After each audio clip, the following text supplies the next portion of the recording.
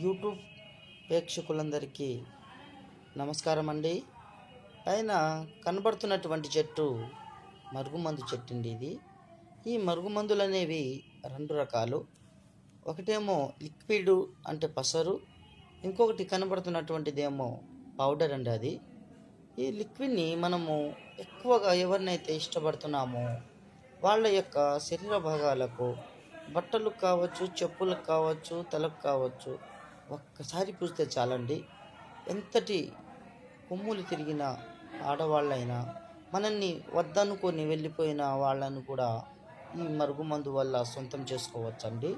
ఇంకొకటి కనబడుతున్నటువంటిదేమో పౌడర్ అండి. అది ఈ పౌడర్ని మనము వాళ్ళు తినే ఆహారంలో, అన్నంలో కావచ్చు, కూల్ డ్రింక్స్లో కావచ్చు, స్వీట్స్లో కావచ్చు, కర్రీస్లో కావచ్చు, ఒక్కసారి పెడితే చాలండి. ఎంతటి కొమ్ములు తిరిగిన ఆడవాళ్ళైనా, మగవాళ్ళైనా మన వశం కావాల్సిందే.